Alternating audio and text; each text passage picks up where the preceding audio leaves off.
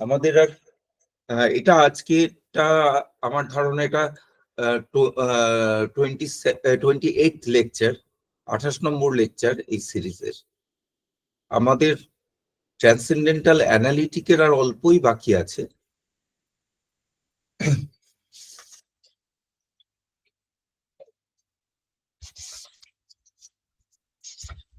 কিছু প্রশ্ন আমি এখানে ব্যাখ্যা করতে পারবো আর কিছু প্রশ্ন ব্যাখ্যা করতে পারবো না।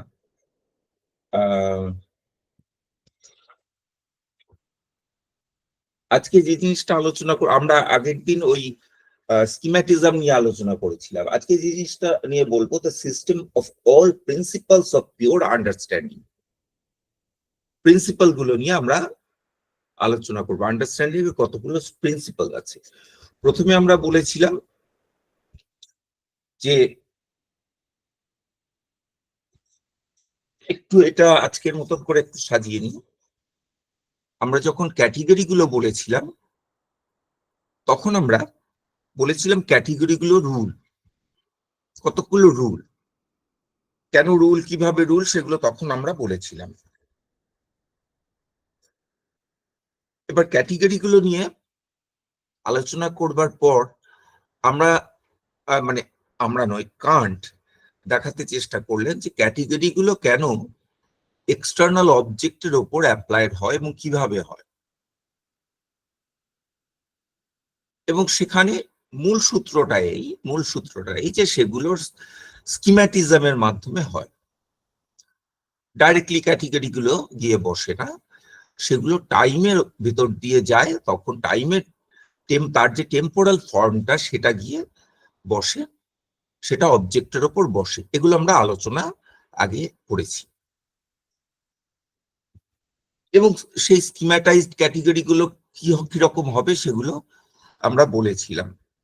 4টে মেন গ্রুপের স্কিমা হবে এরকম কান্ট দেখিয়েছেন। এখন এই স্কিমাটাইজড ক্যাটেগরি গুলো ব্যবহার করার জন্য কতগুলো প্রিন্সিপাল আছে। এগেইন এই প্রিন্সিপাল গুলো আমরা কনসাসলি ফলো করি না। কারণ এই পুরো যে ট্রান্সেন্ডেন্টাল অ্যানালিটিকের গল্পটা বললেন, সেই গল্পটা সেই যা যা হয় বলে বললেন সেগুলো কিন্তু হয়, আমরা করি না। এই কথাটা আমি বারবার এমফাসাইজ করছি, সেগুলো হয়, আমরা করি না। এই দুটোর মধ্যে পার্থক্য কি? যেগুলো আমরা করি সেগুলো কনসাস, সে বিষয়ে আমরা কনসাস হতে পারি জেনারেলি। ওই ফ্রয়েডের আনকনসাস সেসব কনসেপ্ট ছেড়ে দাও, সেগুলো অনেক পরের কনসেপ্ট, কিন্তু এখানে সেগুলো রেলেভেন্ট নয়। কিন্তু যেগুলো আমরা করি সেই সম্পর্কে আমরা কনসাস হতে পারি। কিন্তু যেগুলো আমরা মানে সাইকোলজিক্যালি কনসাস হতে পারি, অ্যানালিটিক্যালি নয়। কিন্তু যেগুলো হয় সেগুলো ইভেন কগনিটিভ ফিল্ডে যেগুলো হয় সেগুলো আমরা কিন্তু সাইকোলজিক্যালি কনসাস হতে পারি না, সেগুলো আমরা অ্যানালিটিক্যালি কনসাস হই সেগুলো সম্পর্কে। যেমন সাইকোলজিক্যাল কিছু জিনিস হয় আমাদের মধ্যে, সেগুলো সাইকোলজিক্যালি আমরা কনসাস হতে পারি না। যেমন সাইকোলজির একটা পার্ট হচ্ছে ফিজিওলজি। সিম্পল সেন্সেশন ধরি, যে আমার হাতে একটা পিন ফুটে গেল, আমার একটা পেইন সেন্সেশন হলো। এখন আমার হাতে পিন ফোটার সেন্সেশনটাই হয়, আর চোখে একটা পিন ফোটা দেখতে পারি বড় জোর, কিন্তু এইগুলো হয় না আমার সেন্সেশন যে ওই নার্ভ কারেন্টটা হাতের ভিতর দিয়ে বয়ে স্পাইনাল কর্ডের ভেতরে গেল, স্পাইনাল কর্ড সেটা ব্রেইনের ভেতর নিয়ে গেল, ব্রেইন সেটা নানা রকম প্রসেস করলো, এবং তারপর আমার সেন্সেশন অফ পেইনটা হলো। এই যে মাঝের গল্পটা, এটা কিন্তু আমার সেন্সেশনে ধরা পড়ে না। এটা হয় কিন্তু ধরা পড়ে না, তাই জন্য এটা আমরা করি এটা বলি না।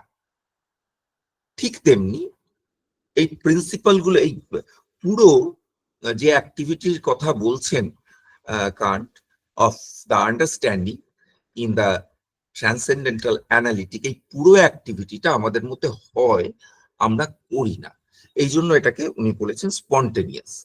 তাহলে যেমন ওই রুলগুলো আমরা ফলো করি ইন কেস অফ ক্যাটেগরিজ, কিছু রুল ফলোইং আছে, ঠিক তেমনি আমাদের কিছু প্রিন্সিপাল আছে, যে প্রিন্সিপাল গুলো গভর্ন করে এই স্কিমা গুলোকে। তাহলে 4 রকমের স্কিমা আছে আমরা জানি, তাহলে 4 রকমের প্রিন্সিপাল আছে। এগুলো আপ্রায়োরাই। কিরকম আপ্রায়োরাই? সিনথেটিক আপ্রায়োরাই। এখানেও একটা মজা আছে।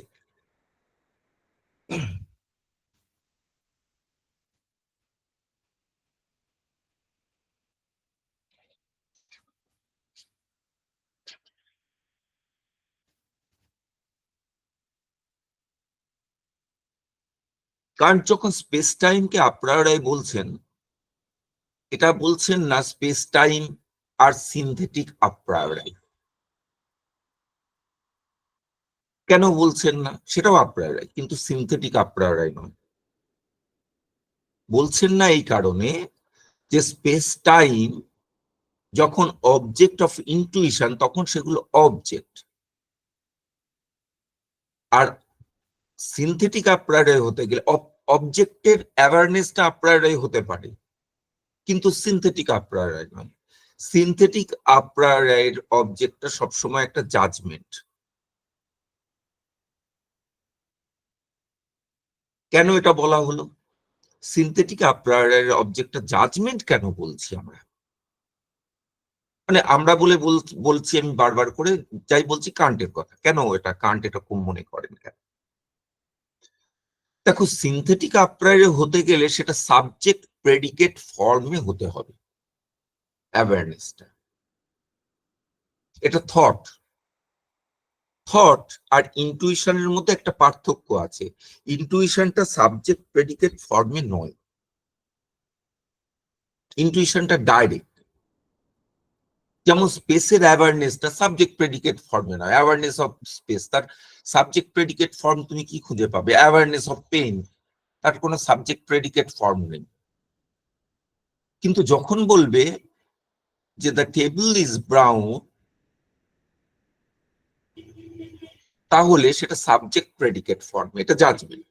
ঠিক তেমনি 7 and 5 মেক 12, সেটা সাবজেক্ট প্রেডিকেট ফর্ম এবং এটা একটা জাজমেন্ট। ঠিক তেমনি প্রিন্সিপাল হলেই জাজমেন্ট হবে, রুল হলেই জাজমেন্ট হবে। রুল, প্রিন্সিপাল এগুলো কিন্তু জাজমেন্ট। প্রিন্সিপাল গুলো সিনথেটিক আপ্রায়োরাই জাজমেন্ট। এবার এসো, দাঁড়াও।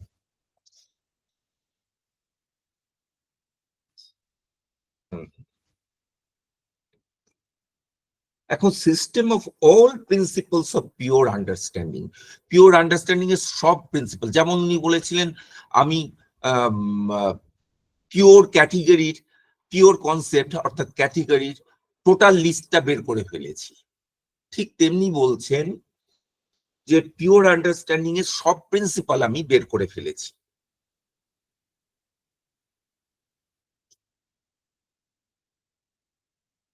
এটা বুঝতে অসুবিধা হয় না কি করে পিওর আন্ডারস্ট্যান্ডিং এর সব প্রিন্সিপাল উনি বের করে ফেললেন? কারণ উনি তো ক্যাটেগরির পুরো প্রিন্সিপাল বের করে ফেলেছেন এবং তাকে 4টে ভাগে ভাগ করেছেন, সেই অনুসারে স্কিমাটিজম করেছেন, করে 4টে স্কিমা বলেছেন, 4 রকমের স্কিমা বলেছেন। এটা যখন বলেছেন তাহলে তো এটা পুরো বেঁধে গেল, এর বেশি হবে না। তাহলে প্রিন্সিপাল গুলোর সংখ্যাও সীমিত।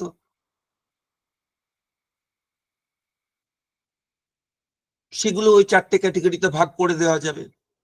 প্রথমে প্রিন্সিপাল হচ্ছে অ্যাক্সিওমস অফ ইনটুইশন।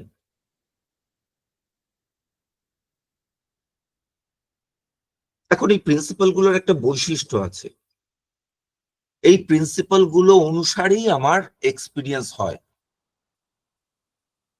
এই প্রিন্সিপাল গুলো আমার এক্সপিরিয়েন্সের ক্ষেত্রে প্রিসাপোজড, বা এই প্রিন্সিপাল অনুসারে হয়। Our experiences occur following these principles, or these principles are presupposed in our experience.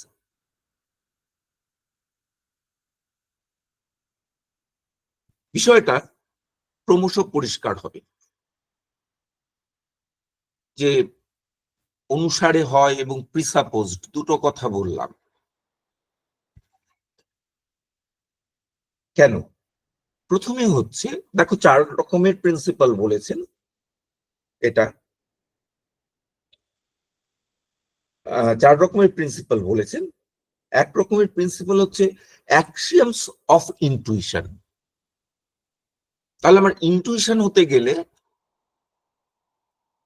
তার পিছনে কিছু অ্যাক্সিয়ম আছে। অ্যাক্সিয়ম বলতে আমরা সাধারণত ম্যাথমেটিক্সে এই কথাটা ব্যবহার করা হয়, ম্যাথমেটিক্স এবং জিওমেট্রিতে এই কথাটা ব্যবহার করা হয়। অ্যাক্সিয়ম কথাটার মানে হচ্ছে কিছু ওই রকম প্রিসাপোজিশন বা self evident truth in mathematics. Axiom গুলোকে প্রমাণ করা যায় না, দে আর সেলফ এভিডেন্ট। যেমন কতগুলো জিনিস, এ ইজ এ, এটাকে তুমি প্রুভ করতে পারবে না, কোনো ডিডাকশন দিয়ে তুমি প্রুভ করতে পারবে না এ ইজ এ। কিন্তু এইটা ধরে নিলে অনেক কিছু প্রুভ করা যায় ম্যাথমেটিক্সে। A B is greater than a, এটা একটা অ্যাকশন, কিন্তু এটাকে প্রুভ করতে পারবে না তুমি, এটা ধরে নিতে হবে। এটা থেকে আমরা থিওরেম গুলোকে প্রুভ করি, কিন্তু এখানে যখন অ্যাক্সিয়ম বল, তার মানে theorems follow from the axioms, logically follow করে। কিন্তু এখানে যখন অ্যাক্সিয়মস অফ ইনটুইশন বলছেন, এরকম অর্থ নয় যে থিওরেম গুলো মানে এক্সপিরিয়েন্স গুলো লজিক্যালি এর থেকে ফলো করে, এরকম অর্থ হয় না, লজিক্যালি ফলো করে না। কিন্তু আমাদের এক্সপিরিয়েন্স গুলো যে ঘটে সেটা এই অ্যাক্সিয়ম অনুসারে, অ্যাক্সিয়ম অনুসরণ না করলে এটা এক্সপিরিয়েন্স ঘটতে পারে না, এটাই অর্থ করতে হবে। এই অ্যাক্সিয়ম অফ ইনটুইশন এটা কি, ওই যে আমরা মানে কোয়ান্টিটির আন্ডারে, যখন ক্যাটেগরি গুলোকে কোয়ান্টিটি অনুসারে ভাগ করা হয়েছিল, তার আন্ডারে যে স্কিমা স্কিমা স্কিমাটা আমরা পেয়েছিলাম, সে যে স্কিমা পেয়েছিলাম সেই স্কিমাটা হচ্ছে ম্যাগনিটিউড, বিস্তৃতি। দু রকমের বিস্তৃতি হতে পারে, কালিক বিস্তৃতি এবং দৈশিক বিস্তৃতি। এখন এই অ্যাক্সিয়ম কি বলছে, অ্যাক্সিয়ম বলছে আমার যে কোনো এক্সপিরিয়েন্স হোক নির্দিষ্ট বিস্তৃতি থাকবে, কালিক বা দৈশিক। দৈশিক বস্তু হলে দৈশিক বিস্তৃতি থাকবে, ঘটনা হলে তার কালিক বিস্তৃতি থাকবে। বস্তু হলে তার দৈশিক বিস্তৃতি থাকবে, ঘটনা হলে তার কালিক বিস্তৃতি থাকবে। এখানে যেটা ইম্পর্টেন্ট পার্থক্য সেটা হচ্ছে বস্তু এবং ঘটনার মধ্যে। এটা ফিলসফির একটা বেসিক পার্থক্য, হয়তো সবাই জানো, কিন্তু তবু আমি মনে করিয়ে দিই যে পার্থক্যটা কি। বস্তুটা কোনো ঘটনা নয়, টেবিলটা কোনো ঘটনা নয়, টেবিলটা কোনো কালে ঘটে না। কিন্তু টেবিলের আমার যে এক্সপিরিয়েন্স হয়, আমি টেবিলকে যখন এক্সপিরিয়েন্স করি সেটা একটা ঘটনা, এক্সপিরিয়েন্সটা কোনো কালে হয়। আমি কোনো সময় টেবিলকে দেখছি, তাহলে আমার এক্সপিরিয়েন্সটা একটা কালে হয় এটা একটা ঘটনা। আর টেবিলটা একটা বস্তু, কোনো ঘটনা নয়।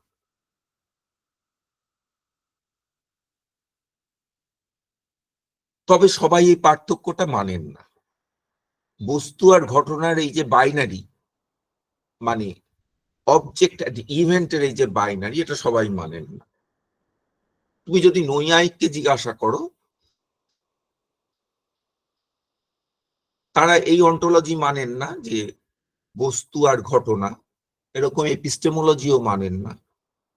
তারা বলবেন সবই বস্তু। দেখো,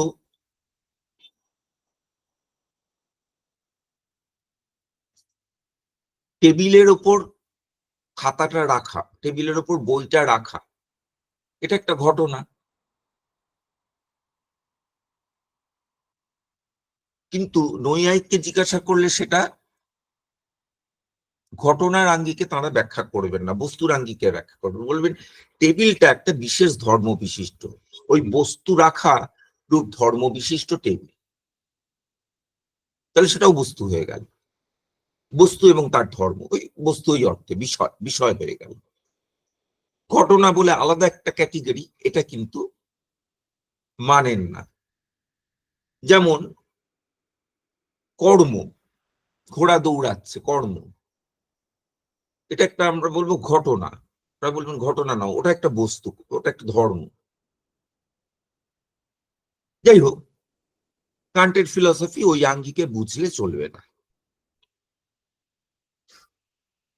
স্পষ্ট করে আমরা ওয়েস্টার্ন ফিলসফিতে বস্তু আর ঘটনার মধ্যে পার্থক্য করি, দুটো দুটো রকমের ক্যাটেগরি বলি। একটাকে আরেকটাতে রিডিউস করা যায় না। নৈয়ায়িকরা ওখানে রিডিউস করবেন, একটা থেকে আরেকটাতে রিডিউস করা যায় বলে ওরা বলবেন, কিন্তু এখানে একটাকে আরেকটাতে রিডিউস করা যায় না। এখন আমার যে কোনো বস্তুর জ্ঞান হলে তার একটা, সেই বস্তুর একটা নির্দিষ্ট বিস্তৃতি থাকবে। আমরা কিন্তু এই কথাটা তো তিনি স্কিম্যাটিজমেই বলে এসছেন, একটা ম্যাগনিটিউড থাকবে। ম্যাগনিটিউডটা হচ্ছে কোয়ান্টিটির স্কিমা। কোয়ান্টিটির স্কিমা হচ্ছে ম্যাগনিটিউড।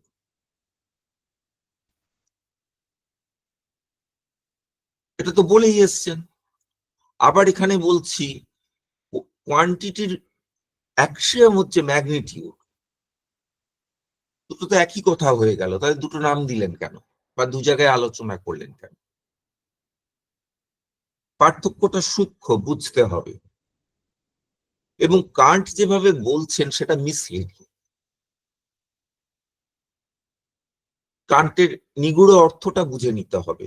কান্ট কিভাবে বলছেন কথাটা একটু পরে বলবো, কিন্তু আগে অর্থটা বুঝে নিই, তারপর ওটা বুঝতে আরো সুবিধা হয়ে যাবে। অর্থটা এই যে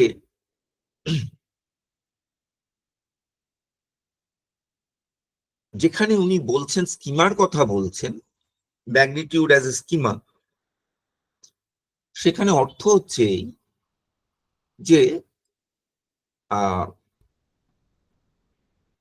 একটা ম্যাগনিটিউড থাকবে, আমার যে কোনো এক্সপিরিয়েন্সের একটা ম্যাগনিটিউড থাকবে, ফুল স্টপ। আর এখানে যে অ্যাক্সিয়ম যেটা বলে দিচ্ছে সেটা হচ্ছে যে কোনো এক্সপিরিয়েন্সের একটা নির্দিষ্ট ম্যাগনিটিউড থাকবে।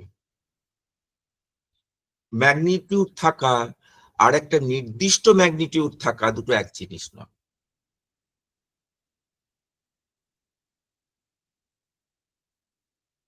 এখানে দুটো ধরনের কথা হতে পারে। দেখো, আমি বলতে পারি যে কোনো ফিজিক্যাল জিনিস একটা স্পেসে থাকবে। তারপরে আরেকটা কথা বলতে পারি, যে কোনো ফিজিক্যাল, মানে যে কোনো ফিজিক্যাল জিনিস স্পেসে এক্সটেন্ডেড হবে, এটা বলা হলো। এটা বললেই সব বলা হয় না। যে কোনো ফিজিক্যাল জিনিসের স্পেসে একটা নির্দিষ্ট এক্সটেনশন আছে, এটা কিন্তু অন্য কথা। নির্দিষ্ট এক্সটেনশন, সেই নির্দিষ্ট এক্সটেনশনটা কি সেটা কিন্তু এই অ্যাক্সিওমটা বলছে না, কিন্তু আমি এক্সপিরিয়েন্সে যাই পাবো তাকে একটা নির্দিষ্ট এক্সটেনশনে পাবো। যেমন এই বইটার একটা দৈর্ঘ্য, প্রস্থ, একটা উচ্চতা আছে, তার নির্দিষ্ট এক্সটেনশন আছে স্পেসে। কতটা এক্সটেনশন সেটা কিন্তু এক্সপিরিয়েন্স বলে, আমার ইনটুইশন দিয়ে সেটা আসবে, সেটাই অ্যাক্সিওম বলছে না, কিন্তু বলছে একটা নির্দিষ্ট এক্সটেনশন আছে। এরকম নয় যে বইটা 10 ফুট আবার 4 ফুট, দুটোই হবে না, একটা নির্দিষ্ট হবে কোনো একটা। 10 ফুট এবং 4 ফুট হতে পারে না, সেটা হয় 10 ফুট, না হয় 4 ফুট, না হয় 2 ফুট, না হয় 6 ইঞ্চি, কিছু একটা হবে। কিন্তু কান্ট যেভাবে বলছেন সেটা একটু অসুবিধাজনক। কিভাবে বলছেন? বলছেন যে দেখো, আমার যখনই এক্সপিরিয়েন্স হয় তখনই, যেমন স্পেসের সায়েন্সটাকে কান্ট বলছেন, এক্সাম্পলটা আরো স্পেসিফিক করে বলা যায়, স্পেসের সায়েন্সটাকে কান্ট বলছেন জিওমেট্রি। জিওমেট্রি হচ্ছে সায়েন্স অফ স্পেস। এখন জিওমেট্রিতে বেসিক হচ্ছে পয়েন্ট বা ডট এবং লাইন, এই কনসেপ্ট গুলো বেসিক। এখন লাইন বলতে গেলেই আমি বুঝি, কারণ এমন ভাবে বলছেন যে আমি যখন একটা লাইন বুঝি তখন যেন আমি এটা বুঝি যে একটা ডটের সঙ্গে একটা ডট যোগ করে যোগ করে যোগ করে যোগ করে একটা লাইন বুঝি, পরপর পরপর যোগ করে একটা লাইন বুঝি। এই কথাটা যে বলছেন এটা খুব মিসলিডিং। এরকম কথা বললে এটা দাঁড়ায়, এই যে লাইনের কনসেপ্ট, এটা আমার কাছে একটা সাইকোলজিক্যাল কনসেপ্ট। আমি ডট জুড়ে জুড়ে লাইন করি, এটা একটা সাইকোলজিক্যাল কনসেপ্ট। কিন্তু কান্ট তো প্রথমেই সাইকোলজিজমের বিরুদ্ধে এত আপত্তি করেছেন তোমরা জানো প্রথম থেকে, কারণ তিনি যে মেটাফিজিক্সটা করছেন অ্যাজ এ সায়েন্স, সেটা আপ্রায়রাই, কিন্তু সাইকোলজি তো আপোস্টেরিয়রাই। আমি একভাবে লাইনকে বুঝতে পারি, অন্য প্রাণী লাইনকে অন্যভাবে বুঝতে পারে। আমার সাইকোলজিতে যেভাবে লাইনকে বোঝা হয় অন্য সাইকোলজিতে নাও বোঝা হতে পারে। এবং আমি যখন লাইনকে ইমাজিন করি তখন আমি হয়তো ডট জুড়ে জুড়ে ইমাজিন করি, কিন্তু কেউ কনসেপচুয়ালাইজ করতে পারে, একটা লাইনের কথা মনে করতে পারে, যে লাইনটা আমি কালকে বোর্ডে এঁকেছিলাম সেটা তোমার চোখের সামনে ভেসে উঠতে পারে, বোর্ডে আঁকা ছিল, তুমি যখন ক্লাসে ঢুকলে সেই লাইনটা তুমি তো ডট দিয়ে দিয়ে তুমি রিমেম্বার করছো, এই লাইনটা ডট দিয়ে দিয়ে তো তুমি চড়োনি, তোমার ওটা ডাইরেক্ট এক্সপিরিয়েন্স হয়েছে এবং ওই লাইনটাই তোমার এখন মেমোরিতে আসছে, তুমি রিকালেক্ট করছো, ডট জুড়ে জুড়ে হয়নি। আরো সহজ এক্সাম্পল বলা যায়, তোমার খাতার উপর যে জিওমেট্রিক্যাল ফিগার আঁকা রয়েছে একটা লাইন, সেই লাইনটা ডট জুড়ে জুড়ে আঁকা হয়নি, একটা ইমপ্রেশন ডাইরেক্ট পড়েছে, তোমার এক্সপিরিয়েন্সটা ওরকম হচ্ছে ডাইরেক্ট। তাহলে কান্ট এরকম কথা বলছেন কেন, ডট জুড়ে জুড়ে লাইন করি? খুব মিসলিডিং ওয়েতে বলছেন। কান্ট কিন্তু এটা বলতে চাইছেন না। আসলে কি বলছেন? আসলে বলতে চাইছেন, দেখো, লাইন বলতে আমি একটা এক্সটেনশনকে বুঝি, অতগুলো ডট জোড়া আছে এটা দিয়েই বুঝি আমি। তার মানে এটা নয় আমি সাইকোলজিক্যালি একের পর এক ডট জুড়ে জুড়ে বুঝি, কিন্তু বুঝি ফ্রম এ টু বি, এই যে দুটো পয়েন্ট, এই দুটো পয়েন্ট কানেক্টেড, তার মাঝখানে অনেকগুলো পয়েন্ট আছে, এইভাবেই বুঝি, তাহলে একটা এক্সটেনশন আছে। কান্ট যেভাবে বলেছেন সেটা বলার আরেকটা অসুবিধা হচ্ছে, যখন ট্রান্সেন্ডেন্টাল এস্থেটিক আমরা পড়েছিলাম তখন একটা আর্গুমেন্ট পড়েছিলাম, ট্রান্সেন্ডেন্টাল মানে মেটাফিজিক্যাল এক্সপোজিশন অফ স্পেসে, যে আমি যখন স্পেসকে বুঝি তখন আমি, যখন আমি দেশকে বুঝি তখন আমি খণ্ড দেশগুলোকে জুড়ে জুড়ে মহাদেশকে বুঝি না। যখন আমি কালকে বুঝি তখন খণ্ড কালগুলোকে জুড়ে জুড়ে মহাকালকে বুঝি না, তাহলে এটা বটম আপ প্রসেস নয়, বরং টপ ডাউন প্রসেস। আমি মহাকালকে বুঝি বলেই আমি খণ্ডকালকে বুঝতে পারি। মহাকালকে বিশিষ্ট করে বা খণ্ডিত করে আমি খণ্ডকালকে বুঝি।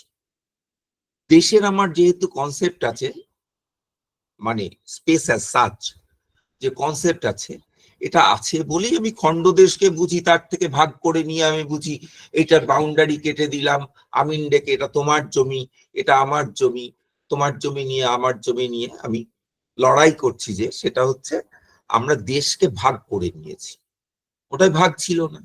ও যতই ভাগ করি, এটা ভারতবর্ষ, ওটা পাকিস্তান, এটা ল্যান্ড ডিসপিউট, এটা চীন, ল্যান্ড ডিসপিউট, কিন্তু একটাই দেশ আমরা জানি, সেই দেশটাকে আমরা ভাগ করে নিয়েছি। ভারতীয় দর্শন আরো বিশিষ্ট ভাবে বলে ওটা কোনো উপাধির বশে হয়। ভাগ করে নেওয়াটা নিয়ে আমরা পৌঁছাই, কিন্তু এখানে যেন কান্ট ঠিক উল্টো কথা বলছে। ওই ডট গুলোকে জুড়ে জুড়ে আমি হোলটা পাই, এটা তো উল্টো প্রসেস, বটম আপ প্রসেস বলছে। কিন্তু কান্টের তো সেটা ইন্টেনশন নয়। কান্ট আগেই বলে এসছেন ওটা উল্টো দিক থেকে যায়, টপ ডাউন যায়, ওটা ভেঙে। কাজে কান্টকে কান্টের এই যে সাইকোলজিক্যাল এক্সপ্রেশন বা সাইকোলজিক্যাল মোড অফ এক্সপ্রেশন, এটাকে ওইভাবে ধরলে হবে। এর ভেতরের অর্থটা ধরতে হবে যে আমি যখন এ পয়েন্ট আর বি পয়েন্টের ভেতরে একটা লাইনকে বুঝি, তখন বুঝি যে এর ভেতরে অনেকগুলো পয়েন্ট আছে এবং এটা একটা এক্সটেনশন আছে। একটা পয়েন্টের কোনো এক্সটেনশন নেই, কিন্তু অনেকগুলো পয়েন্ট মিলে একটা এক্সটেনশন হয়, একাধিক পয়েন্ট মিলে একটা এক্সটেনশন হয়। তাহলে এইটা একটা অ্যাক্সিওম।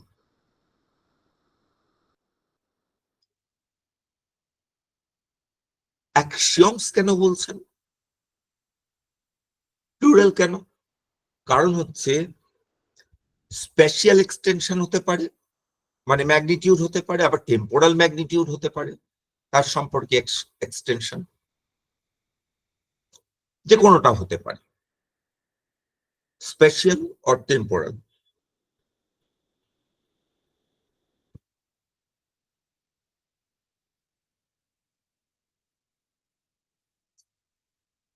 এর ভেতর আবার ম্যাগনিটিউড হতে, এর ভেতর আবার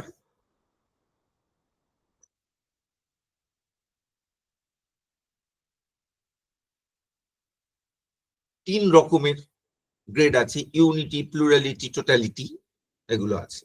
এবার এসব পরেরটাই, 2 নম্বরে আমরা যাই।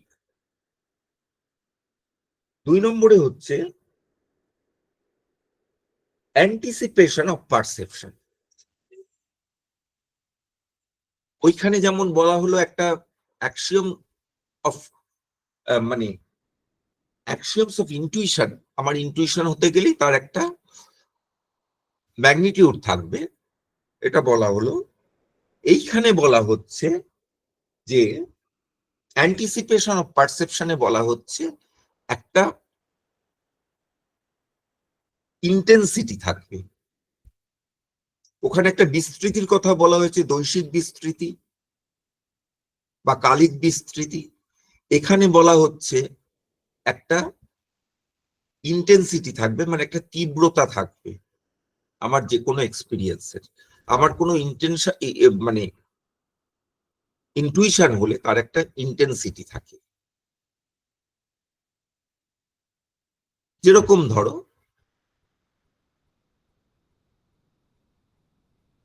তুমি একটা, আমরা এখন মেপে ফেলতে পারি সেই ইন্টেন্সিটিটা। কারেন্টের সময় অত স্পষ্ট করে মাপার কোনো ব্যাপার ছিল না, কিন্তু আমরা সাধারণভাবেও মেপে ফেলতে পারি। একটা সাউন্ড, সাউন্ড হলে তার একটা ইন্টেন্সিটি থাকবে, এটা একটা কথা। সেটা আমরা স্কিম্যাটিজমে শিখে এসেছি। কিন্তু সাউন্ড হলে যে কোনো সাউন্ডের এক্সপিরিয়েন্সের একটা বিশেষ ম্যাগনিটিউড থাকবে, ম্যাগনিটিউড না, ইন্টেন্সিটি থাকবে, একটা বিশেষ ইন্টেন্সিটি থাকবে, একটা বিশেষ তীব্রতা থাকবে। একটা সাউন্ড হলে আমরা বুঝতেই পারি খুব আস্তে সাউন্ড হচ্ছে, খুব জোরে সাউন্ড হচ্ছে, খুব মন্দ্রস্বর, খুব তারস্বর। কেউ মন্দ্রস্বরে কথা বলছে, ফিস ফিস করে মন্দ্রস্বরে নিচু স্বরে কথা বলছে, কেউ আবার খুব উচ্চ স্বরে কথা বলছে। তাহলে এটা আমরা বুঝতেই পারি লো পিচ আর হাই পিচ। একটা সা, একটা সা, তো বুঝতে পারি লো পিচ, হাই পিচ। শুধু তাই নয়, আবার তার তীব্রতাও আছে। যেমন একটা মাইক্রোফোন খুব আস্তে চালানো হয়েছে, আবার একটা মাইক্রোফোন আমরা সাধারণ ভাষায় চলতি ভাষায় বলি গাক করে কানের কাছে মাইক্রোফোন বাজাচ্ছে, তো তীব্র স্বরে। তাহলে একটা নির্দিষ্ট তীব্রতা থাকবে, কারণ এখানে ওরকম একটা সাইকোলজিক্যাল কথা বলছে, সেটাকে ওই অর্থে গ্রহণ করলে চলবে না। যে আমাকে, এই পয়েন্টটা আমি আগের লেকচারে বলেছিলাম, যে আমি যখন একটা কোনো সাউন্ড শুনি, আমি ওই জিরো থেকে সুরে, মানে আমি এটাকে এখন বিস্তৃত ব্যাখ্যা করব না, কারণ আগের লেকচারে ব্যাখ্যা করেছি, বিস্তৃত ব্যাখ্যা করেছি। আমি জিরো থেকে শুরু করে সেই পর্যন্ত পৌঁছাই। এই কথাটা একদম সাইকোলজিক্যাল কথা হয়ে গেল, কারণ তো সাইকোলজি করতে বসেনি। এখানে কথাটার অর্থ হচ্ছে এই, যে ওইখানে যেমন একটা এক্সটেনশন থাকে, এখানেও তেমন একটা তীব্রতা থাকে, একটা নির্দিষ্ট তীব্রতার মাপ থাকে। এখন সেই তীব্রতা কোন মাপের সেটা বুঝতে গেলে একটা প্যারামিটার ধরে নিতে হয়, যে আমি স্কেলটা কোথায়। আমার স্কেলটা একবার ধরে নিতে পারলে গানের ক্ষেত্রে, যেই আমি ধরে নিতে পারলাম স্কেলটা এই জায়গাটায়, তাহলে আমি বুঝে যাব ও মানে কোন সপ্তকে কোন মাত্রা গাইছে, কোন সপ্তকে কোন স্বর গাইছে, সেটা আমি বুঝে ফেলতে পারবো একবার স্কেলটা ধরে ফেলতে পারলে। কাজে ওটা আমার প্যারামিটারটাকে ধরে নিতে হয়, কিন্তু তার একটা তীব্রতা থাকবে। এই দুটোকে মিলিয়ে কান্ট বলছেন এগুলো হচ্ছে ম্যাথমেটিক্যাল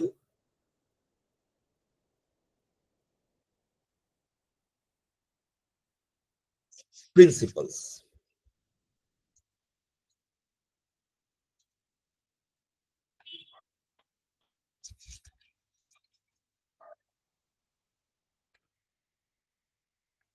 এইগুলোর দ্বারা, ম্যাথমেটিক্যাল প্রিন্সিপালস গুলো, আর বাকি দু রকমের প্রিন্সিপালকে উনি বলবেন সেগুলো ডায়নামিক। আমরা এই পার্থক্যটা আগেই শিখেছি যখন ক্যাটেগরি গুলো শিখেছি। প্রথম দু রকমের ক্যাটেগরিকে বলা হয়েছিল ম্যাথমেটিক্যাল ক্যাটেগরি, আর পরের দু রকমের ক্যাটেগরিকে বলা হয়েছে ডায়নামিক। কেন ম্যাথমেটিক্যাল, কেন ডায়নামিক, তার একটা পার্থক্য এই, যে পার্থক্যটা দিয়ে আমরা আজকের লেকচার শুরু করেছিলাম, অবজেক্ট অ্যান্ড ইভেন্ট। এখন ম্যাথমেটিক্যাল যে প্রিন্সিপাল গুলো, সেই প্রিন্সিপাল গুলো আর কনসার্ন উইথ অবজেক্টস, সেগুলো অবজেক্টের জ্ঞান, অবজেক্টের থট নিয়ে আলোচনা করে, বা তার সঙ্গে সংযুক্ত। আলোচনা করে না, ওটা কিছুই আলোচনা করে না, কিন্তু তার সঙ্গে সম্পৃক্ত, সংযুক্ত। ধরো এখানে অবজেক্ট, কিন্তু অবজেক্ট আর ইভেন্ট দুটোকে নিয়ে অবজেক্ট বুঝতে হবে, কারণ টাইমের ক্ষেত্রে অবজেক্টটা কোনো ইভেন্ট। টাইমের ক্ষেত্রে এখানে অবজেক্ট কি অর্থে, জ্ঞানের বিষয়, থটের বিষয়। সেটা টাইমের ক্ষেত্রে কোনো ইভেন্ট হয়, স্পেসের ক্ষেত্রে কোনো অবজেক্ট হয়। অবজেক্ট মানে ফিজিক্যাল অবজেক্ট নয়, যেমন মিউজিক কোনো ফিজিক্যাল অবজেক্ট নয়। ফিজিক্যাল, নন ফিজিক্যাল, যে কোনো রকমের অবজেক্ট। আর টাইমের ক্ষেত্রে, মানে সরি, যেগুলো ডাইনামিক প্রিন্সিপাল, সেই ডাইনামিক প্রিন্সিপাল গুলোর ক্ষেত্রে 1 নম্বর point, dynamic principles are concerned with events rather than objects. Event এর সঙ্গে necessarily concerned. Second, dynamic principles are related with or concerned with two events or more than one event. কিন্তু mathematical principal গুলো individual ইভেন্টের ক্ষেত্রে বা অবজেক্টের ক্ষেত্রে, এই অর্থে অবজেক্ট বলা হচ্ছে ইন্ডিভিজুয়াল অর্থে, ইন্ডিভিজুয়াল ইভেন্ট বা অবজেক্টের ক্ষেত্রে অ্যাপ্লিকেবল।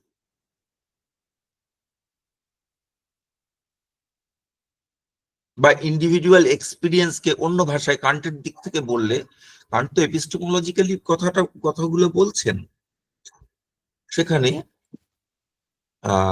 যেগুলো ম্যাথমেটিক্যাল প্রিন্সিপাল মানে axioms of intuition and the anticipations of perception, এইগুলোর ক্ষেত্রে আমাদের একটা এক্সপিরিয়েন্সের কথাই বলা হচ্ছে, হয় অবজেক্টের না হয় ইভেন্টের। এটা আরো ভালো বুঝতে পারবে, একটাই এক্সপিরিয়েন্সের কথা বলা হচ্ছে, তাকে গাইড করে এই প্রিন্সিপাল গুলো। কিন্তু ডায়নামিক প্রিন্সিপাল গুলো একাধিক এক্সপিরিয়েন্সের ইন্টাররিলেশনকে গাইড করে। কিভাবে গাইড করে সেটা আমরা দেখব। আচ্ছা, এই পার্থক্যটা ক্লিয়ার হলো নাকি কোনো প্রশ্ন থাকলে বলো।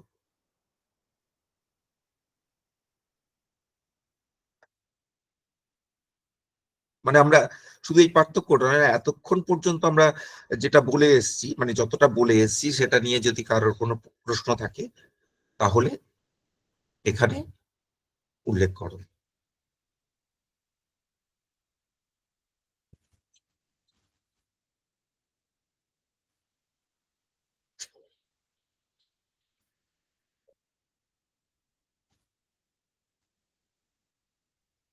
তাহলে আমরা এবার ডাইনামিক প্রিন্সিপাল গুলোর দিকে যাই। সেটা কি হলো সেটা দেখ। ডাইনামিক প্রিন্সিপাল গুলোর ক্ষেত্রে কান্ট,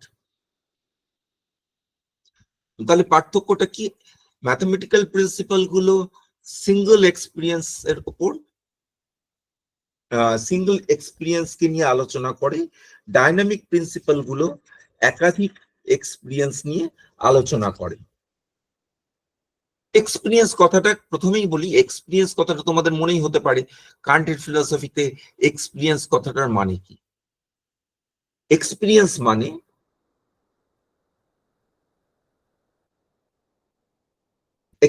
মানে হচ্ছে এম্পিরিক্যাল নলেজ। কান্টের ফিলোসফিতে টু বি নোটেড, এক্সপিরিয়েন্স মানে এম্পিরিক্যাল নলেজ, অভিজ্ঞতা গ্রাহ্য জ্ঞান, যে জ্ঞানটা আমরা মানে সেন্স পারসেপশন থেকে পাই।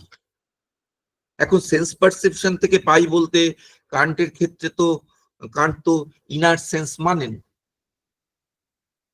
ওয়েস্টার্ন ফিলসফাররা সাধারণত ইনার সেন্স মানেন না।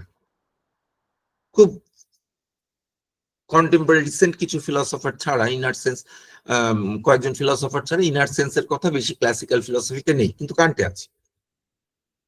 সেন্স মানে হচ্ছে এক্সটার্নাল সেন্স গুলো, সেগুলো সেন্স। ইনার যেটা সেটা আপনারাই।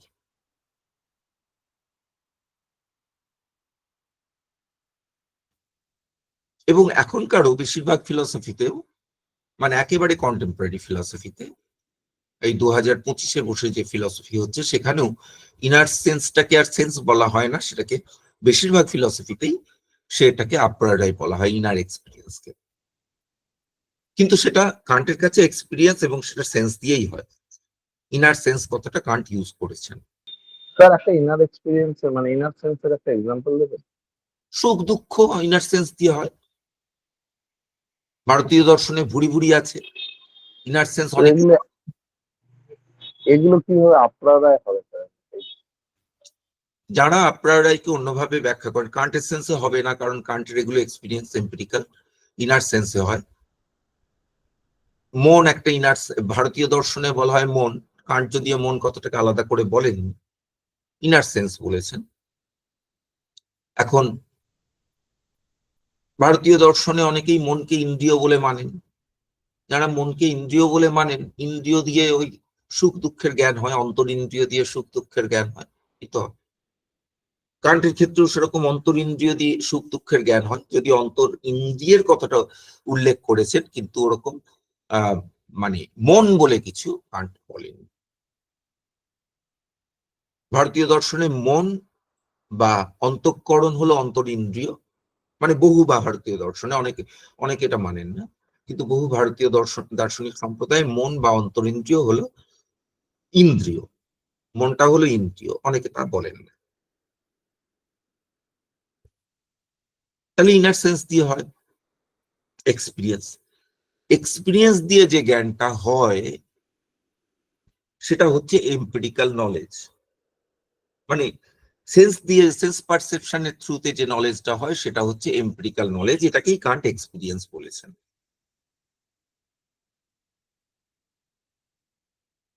ম্যাথমেটিক্যাল, তাহলে আমরা দেখলাম ম্যাথমেটিক্যাল যে প্রিন্সিপাল গুলো, সেগুলো একটা এক্সপিরিয়েন্সের সঙ্গে, কোনো পার্টিকুলার একটা এক্সপিরিয়েন্সের সঙ্গে রিলেটেড, বা একটা পার্টিকুলার এক্সপিরিয়েন্সকে গাইড করে। উল্টো দিক থেকে বললে যে কোনো এক্সপিরিয়েন্স হয় ওই প্রিন্সিপাল গুলো অনুসারে, যে কোনো পার্টিকুলার এক্সপিরিয়েন্স হয় ওই প্রিন্সিপাল গুলো অনুসারে।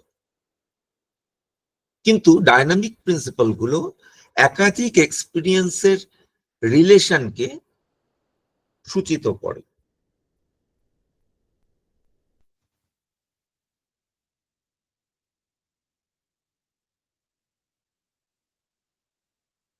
এখানেও এই রিলেশনটা টেম্পোরাল, টাইমের দিক থেকে রিলেশন। দেখো, টাইমের তিনটে ডাইমেনশন আছে। টাইমের একটা ডিউরেশন থাকতে হবে, আমরা বলি মুহূর্ত, নিমেষ, এগুলো সব কিন্তু টাইমের ডাইমেনশন। ক্ষণ, এগুলোকে সাধারণত আমরা একই বলে মনে করি, কিন্তু একটু একটু পার্থক্য আছে। যেমন ধর, ক্ষণ বলতে কি বোঝায় সেটা নিয়ে বিশাল আলোচনা আছে। রঘুনাথ শিরোমণি বিশাল আলোচনা করেছেন, দাঁত ভাঙা আলোচনা করেছেন ক্ষণ বলতে কি বোঝায়। বৌদ্ধদের সাথে ওইটা নিয়ে, ক্ষণ বলতে কি বোঝায় নিয়ে ঝগড়া করেছেন রঘুনাথ শিরোমণি। তেমনি নিমেষ, নিমেষও একটা টাইমকে বোঝায়। এটা টাইমের, ওটা একটা ক্ষণ, কিন্তু তার প্যারামিটারটা কি, সেই ক্ষণের মাপদণ্ডটা কি? আমরা ক্ষণকে নানাভাবে মাপতে পারি এম্পিরিক্যালি। ক্ষণ একটা ফিলসফিক্যাল কনসেপ্ট, অ্যাবস্ট্রাক্ট কনসেপ্ট। ক্ষণ এক সেকেন্ড সেকেন্ড দিয়ে মাপতে পারি, 1 ঘন্টা দিয়ে মাপতে পারি এক ক্ষণ, 1 যুগ দিয়ে মাপতে পারি, 1,00,000 বছর দিয়ে মাপতে পারি ক্ষণ। যেমন পুরাণে আছে যে ব্রহ্মার 1 ক্ষণ মানে ওই কয়েক কোটি বছর, কয়েকশো কোটি বছর, এরকম একটা বিশাল হিসাব আছে। আমাদের হিসাবে যেটা কয়েকশো কোটি বছর, সেটা ব্রহ্মার 1 ক্ষণ। একটা দিন দিয়ে মাপতে পারি। এটা কিন্তু প্যারামিটারটা অনুসারে এটা ভাগ হয়ে যাবে, এটা আলাদা হয়ে যাবে। ক্ষণটা কি? কাজে অনেকেই জিজ্ঞাসা করে ক্ষণ নিয়ে, ক্ষণিকত্ব নিয়ে এত আলোচনা, ক্ষণটা কি? ক্ষণটা একটা অ্যাবস্ট্রাক্ট কনসেপ্ট। ক্ষণটা ওই রকম ভাবে যেটা মাপা যায় সেটা আর ক্ষণ নয়। ওটাকে যদি আমরা ক্ষণ বলি, কিন্তু ওটা আর ক্ষণ নয়, ওটা অ্যাবস্ট্রাক্ট কনসেপ্ট। কিন্তু একটা ডিউরেশন থাকতে হবে টাইমে। আরেকটা কি থাকে টাইমের, আরেকটা ধর্ম কি? ডিউরেশন একটা ধর্ম টাইমের। আরেকটা ধর্ম হচ্ছে সিমালটেনিটি, একই সঙ্গে আছে। তাহলে দুটো বস্তু বা দুটো ঘটনা একই সঙ্গে ঘটেছে, আমি বলছি, তুমি শুনছো, তুমি বলবে, আমি শুনবো, একই সঙ্গে ঘটবে, তাহলে এটা সিমালটেনাস। এখানে সিমালটেনিটি টাইমে একই সঙ্গে হতে হবে। আমি বললাম, তুমি 1 ঘন্টা পরে শুনলে, সেটা সিমালটেনিয়াস নয়, মানে রেকর্ডেড নয় অরিজিনাল ভয়েস। অ্যাকচুয়ালি এটা সিমালটেনিয়াস হয় না, কারণ আমরা জানি শব্দ ট্রাভেল করতে একটা টাইম লাগে। এটা তোমরা ভালোই বুঝতে পারো যখন তোমরা দেখো যে কোন নিউজ চ্যানেলে যখন তারা কোন একজন রিপোর্টার বাইরে থেকে রিপোর্ট করছে, একজন স্টুডিওতে অ্যাঙ্কার তার সঙ্গে কথা বলছে। এখন রিপোর্টার আর অ্যাঙ্কার, দেখো, অ্যাঙ্কার যখন প্রশ্নটা করে, রিপোর্টার উত্তরটা দেয় কিছুক্ষণ পরে, কিছুক্ষণ মাথা নাড়ায়, শুধু তুমি তার মাথা নাড়ানো দেখতে পাবে, তারপরে সে উত্তর দিতে শুরু করে। তার মানে ওই সাউন্ডটা ট্রাভেল করতে থ্রু ইলেকট্রনিক মিডিয়াম একটা টাইম নিয়েছে। কিন্তু সেটা ভুলে যাও, একই সঙ্গে দুটো ঘটনা ঘটতে পারে। যেমন মানে একটা বনফায়ার করেছো তোমরা, জ্বালিয়েছো আগুন, আর তার পাশে ঘুরে ঘুরে সবাই কোনো খেলা খেলছো, তাহলে আগুনটাও জ্বলছে যখন, তখনই খেলাটা হচ্ছে। দুটো ঘটনা একই সঙ্গে ঘটে, এটাকে সিমালটেনিটি বলে। আরেকটা হচ্ছে সাকসেশন। আমি বললাম, তারপরে তুমি শুনলে, আমার সাউন্ডটা তোমার কাছে গিয়ে পৌঁছাতে একটা টাইম নিল, তারপরে শুনলে, সাকসেশন। এই টাইমের 3টেই মোড হতে পারে, এর বেশি মোড হতে পারে না। এই 3টে মোড নিয়ে 3টে প্রিন্সিপাল আছে, এবং 3টে প্রিন্সিপালকে, ওই 3টে প্রিন্সিপাল অনুসারে কারেন্ট 3 রকমের, 3টে ক্যাটেগরি পরিচালিত হয়। কারেন্টের 3টে ক্যাটেগরি পরিচালিত হয়। একটা হচ্ছে সাবস্টেন্স, আরেকটা হচ্ছে কজালিটি, আরেকটা হচ্ছে কমিউনিটি বা রেসিপ্রোকাল কজালিটি। এখন সাবস্টেন্স, এটা কি বিষয়, কিভাবে এটায় পৌঁছায়?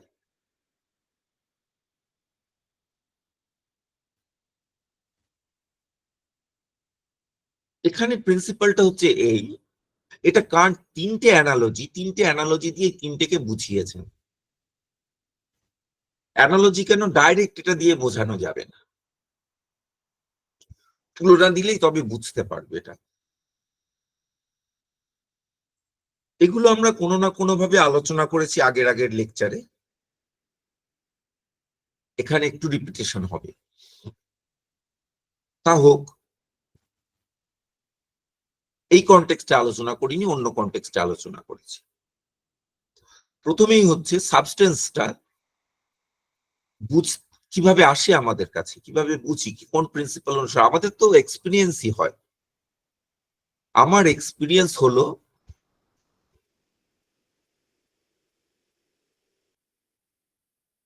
দুটো, দুটো এক্সপিরিয়েন্স হলো। এখন 2 রকমের হতে পারে এক্সপিরিয়েন্সের, যে দুটো এক্সপিরিয়েন্স হলো, দুটো এক্সপিরিয়েন্সের অবজেক্ট যে দুটো, দুটো ভিন্ন অবজেক্ট হতে পারে, আবার একই অবজেক্ট হতে পারে, আবার অবজেক্টটা চেঞ্জ হয়ে গিয়েও এক থাকতে পারে। দুটো অবজেক্ট হলে তো দুটো ভিন্ন এক্সপিরিয়েন্সই হলো, একটা টেবিলের এক্সপিরিয়েন্স, একটা চেয়ারের এক্সপিরিয়েন্স। কিন্তু অনেক সময় একটা অবজেক্টেরই দুবার এক্সপিরিয়েন্স হয়।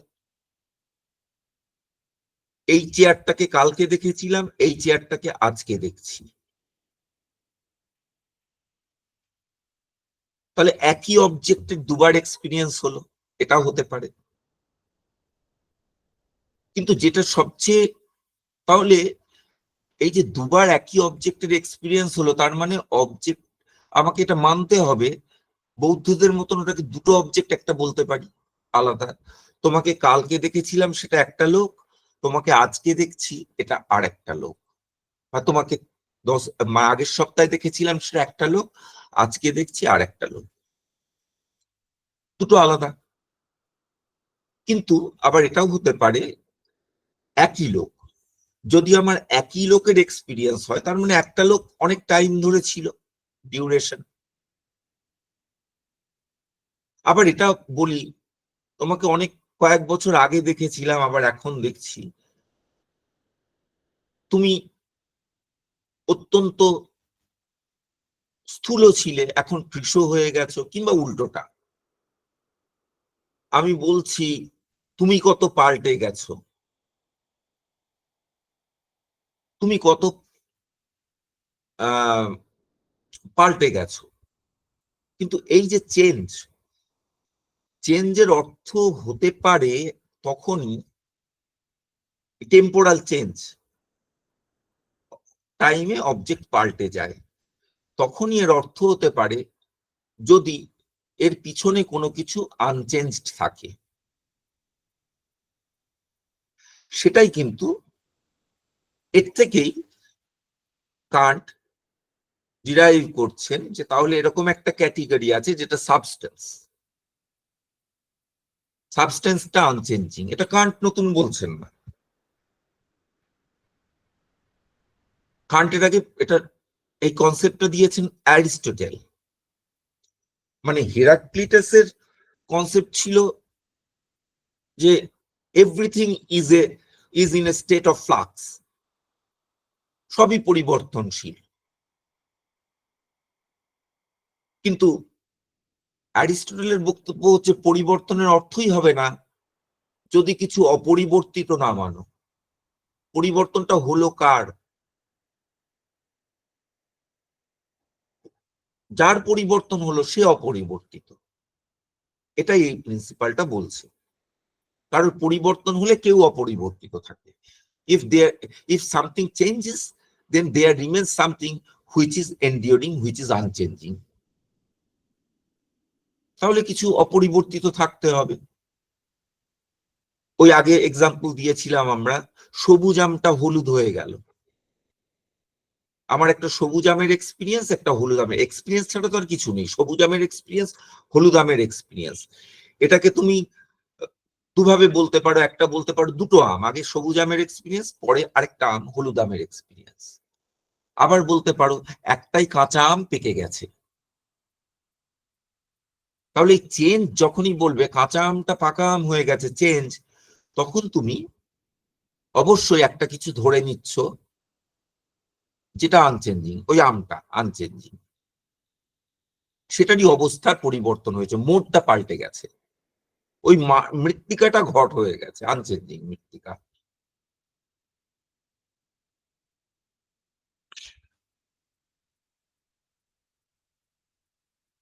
এটা সাবস্টেন্স, এটা এটা সাবস্টেন্সকে বুঝতে গেলে এটা দিয়ে বুঝতে হবে, এবং ডিউরেশন এবং চেঞ্জকে বুঝতে গেলে এটা দিয়ে বুঝতে হবে,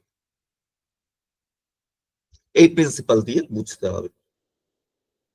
এখানে দেখো আমার একাধিক এক্সপিরিয়েন্সকে রিলেট করা হচ্ছে।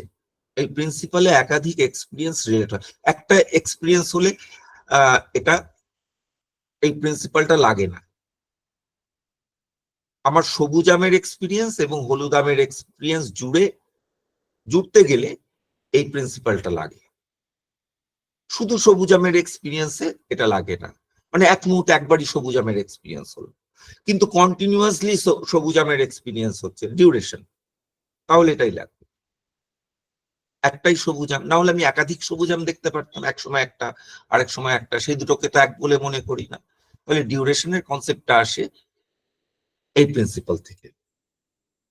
এই প্রিন্সিপাল আছে বলে আমি ডিউরেশনকে বুঝি, আমি চেঞ্জকে বুঝি। এটা এই অ্যানালজি দিয়ে বুঝতে হবে। সেকেন্ড অ্যানালজি হচ্ছে হ্যাঁ, এটা শুধু যে মানে অ্যারিস্টটল বলেছিলেন তাই নয়, একটু ফুটনোটে বলছি, এটা অ্যারিস্টটল শুধু বলেছিলেন তাই না। অ্যারিস্টটল বলেছিলেন যে that what remains unchanged through changes is substance. অর্থাৎ পরিবর্তনের মধ্যেও যেটা পরিবর্তিত হয় না সেটাই হচ্ছে সাবস্টেন্স, সেটাই হচ্ছে দ্রব্য। এই আর্গুমেন্টটা ডেকার্টেও আছে।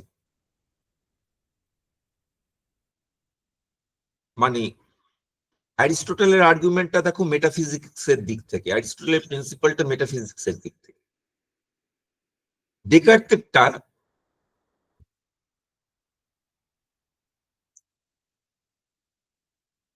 মানে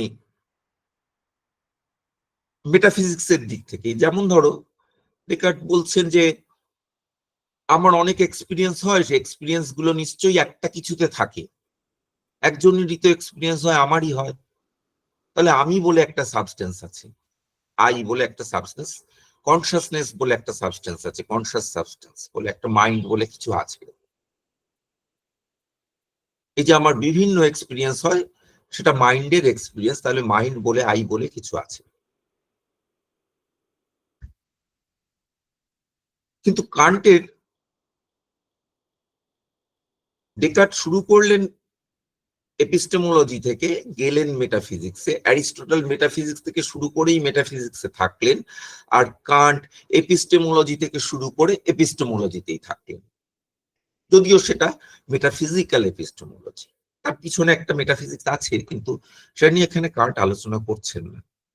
বলছেন যে আমার চেঞ্জ, এই যে এপিস্টেমিক কনসেপ্ট, এই চেঞ্জের কনসেপ্ট, সেটার মিনিংফুল হতে গেলে আমার একটা এপিস্টেমিক প্রিন্সিপাল লাগবে, সেটা হচ্ছে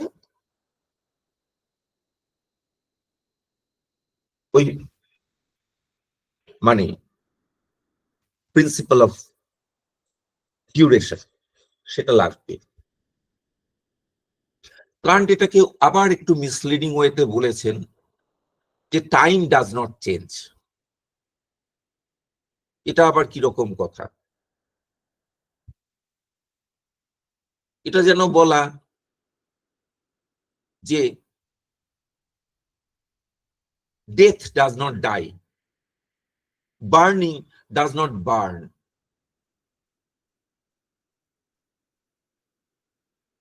এরকম ধরনের কথা, এই কথাগুলো তো কোনো মানে হয় না। Change does not, time does not change. টাইমের ক্ষেত্রে চেঞ্জ বা চেঞ্জ নয় কোনোটাই বলা যায় না।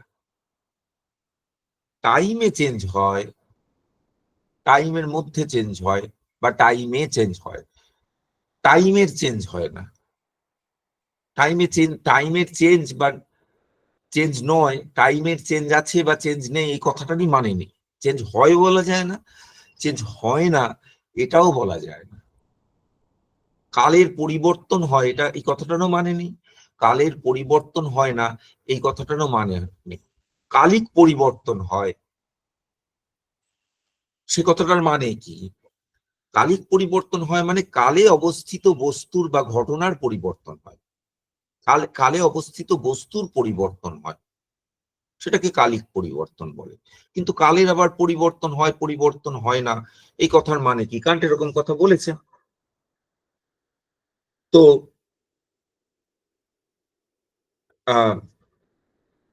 সেই কথাটার কেউ আবার অন্য, মানে কান্টের ইন্টেনশনটা বুঝতে হবে, বিবক্ষাটা বুঝতে হবে। কান্ট সেরকম বলতে চাইছেন না। কান্ট যেটা বলতে চাইছেন সেটা ওই জিনিসটা, যে যখনই চেঞ্জের কথা বলি তখন কিছু আনচেঞ্জ থাকে, সেটা কালে আনচেঞ্জ থাকে। বলতে গিয়ে কান্ট বলছেন কালটা আনচেঞ্জ থাকে, কালটা আনচেঞ্জ থাকে না। কালটা চেঞ্জ হলো না, চেঞ্জ হলো না, চেঞ্জ হলো কিংবা চেঞ্জ হলো না, এই দুটো কথাই খাটে না। কালিক বস্তু পরিবর্তিত, যদি কালিক বস্তু পরিবর্তিত হয়, কালে কোনো বস্তুর পরিবর্তন ঘটে, তাহলে বস্তুটাও পরিবর্তিত থাকে। বস্তুর পরিবর্তন ঘটে কিন্তু বস্তুটাও পরিবর্তিত থাকে। এইটা বোঝাতে চেষ্টা করেছেন। আজকে সময় হয়ে গেছে, সেকেন্ড অ্যানালজি কি ধরবো? আচ্ছা, আমরা তাহলে আজকে এখানে শেষ করছি, কারণ সেকেন্ড অ্যানালজি থার্ড অ্যানালজি বলে আরেকটা অংশ বাকি আছে, যে সেকেন্ড অ্যানালজি থার্ড অ্যানালজি করলে এই সেকশনটা শেষ হবে, কিন্তু তারপরেও আরেকটা প্রিন্সিপাল বাকি থাকবে, সেটা হচ্ছে পস্টুলেটস অফ এম্পিরিক্যাল থট, সেটা থাকবে, মানে যেটা মোডালিটির সঙ্গে যুক্ত। তাহলে আমরা এই সেকশন, এই চ্যাপ্টারটার আমরা আজকে হাফ পড়লাম, হাফের বেশি পড়লাম, মানে 4টে আছে, আমরা 2.5টা পড়লাম, মানে দুটোর একটু বেশি পড়লাম, আরো আমাদের ওই 1.5টা মতন বাকি রয়েছে। মানে পস্টুলেটস অফ এম্পিরিক্যাল থটের আগে আমরা আরো দুটো অ্যানালজি পড়ব, সেকেন্ড অ্যানালজি এবং থার্ড অ্যানালজি। তাহলে পরের দিন আমাকে একটু মনে করে করিয়ে দেবে, সেকেন্ড অ্যানালজি থেকে আমরা শুরু করব, সেকেন্ড অ্যানালজি আর থার্ড অ্যানালজি। সেকেন্ড অ্যানালজি আর থার্ড অ্যানালজিটা তোমরা মোটামুটি জানো, তাও একটু বলবো, মানে আগে আলোচনা করা হয়েছে। এবং তারপরে আমরা পস্টুলেটস অফ এম্পিরিক্যাল থট সেগুলোকে বলবো। তো কারোর যদি কোনো প্রশ্ন থাকে বলো, তাহলে না হলে আমরা এখানে। আচ্ছা, সামনের সপ্তাহে কি কোনো ছুটি পড়েছে?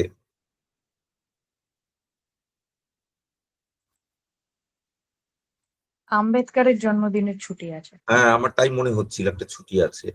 তাহলে সামনের সপ্তাহে কি হবে না হবে না? কেউ